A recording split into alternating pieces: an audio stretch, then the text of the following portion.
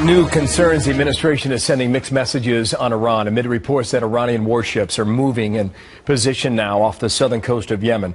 That deployment coming only days after the U.S. announced it would send its own warships to the same waters. Republican Senator Sen Sasse out of Nebraska, member of the Senate Homeland Security Committee. And Senator, good morning and welcome to America's Newsroom. Thank you for coming back here.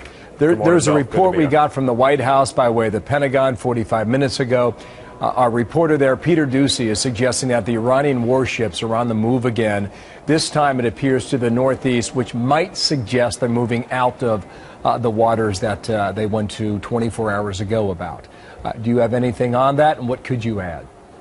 Yeah, we're just hearing similar reports right now and haven't been able to confirm details, so can't clarify that. But it does point to the larger point about how strange it is to try to constantly silo these conversations of the Iranian nuclear deal from the fact that Iran is the world's largest state sponsor of terror, and they're trying to destabilize at least 5 of their neighbors at the present time.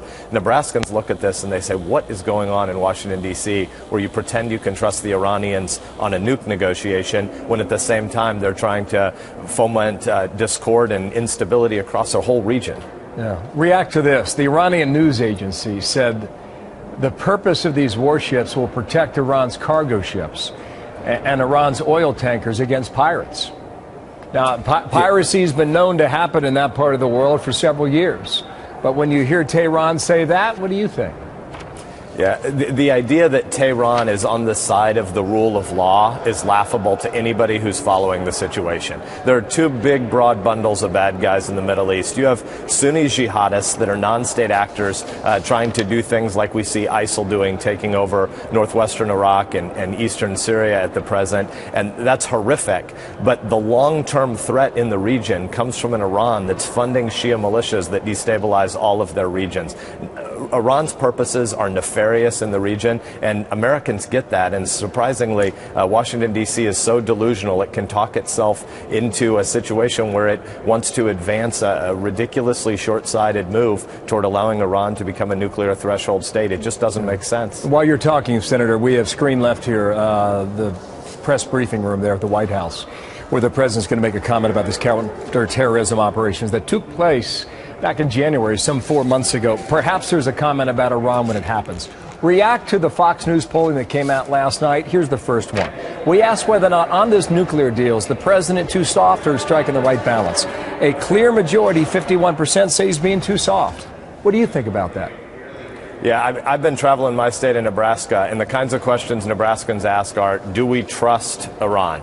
And over the course of the last 36 years, there has been bipartisan consensus in this country. Republicans and Democrats since the Carter administration have all agreed that we cannot have a nuclear-armed Iran. The Obama administration is unique in 4 decades of American history in thinking you can trust them and that it would be okay for them to have uranium enrichment capabilities. And what you have in your poll is exactly what I experience in Nebraska. There's nobody who thinks the president is taking a tough enough stance in my state. Here's another one. Is the U.S. negotiating the nuclear deal with Iran, is it the right thing to do or the wrong thing? 50% say it's the wrong thing to do. People in Nebraska say, what about that? You know, Iran has about 19,000 centrifuges trying to enrich uranium right now. The Obama administration started by saying they were going to get them down to 1,000. Now they're talking about 6,000. When you ask people in Nebraska, how many centrifuges should Iran have to enrich nuclear material? The answer is 0. Republicans and Democrats are united on this in real America. Only in Washington, D.C. is a deal this bad have any momentum. Why then, explain this, is the administration pursuing it with such vigor?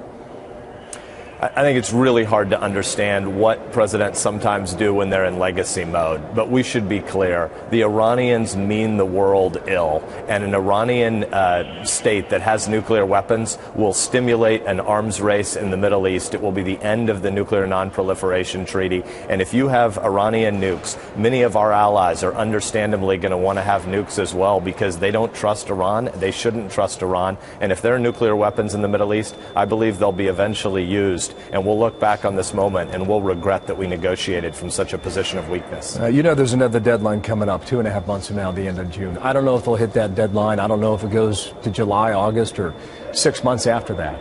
But do you think the president is willing right now to sign something whatever that is? Unfortunately, the president regularly frames this debate as if there are only two choices. You're either for taking whatever deal the Ayatollah will grant to America, or you're for immediate war. That's silly. The obvious real choice is to have a third choice, which is you negotiate from a position of strength and you let the Iranians know that the U.S. has no intentions of allowing them to become a nuclear threshold state. If we did that, we'd have the potential of actually achieving the goals we've had for the last 36 years. Right now, sadly, it looks like the president is willing to accept a really terrible deal that just punts the can down the road to the next presidential situation post-2017. And whoever that president is going to have to take the adult actions and lead the American conversation on how we get to a world where Iran is not a nuclear power. Yeah, thank you, Senator. Republican Senator from Nebraska, Ben Sasse. Appreciate your time from Capitol Hill. Thank you, sir. We're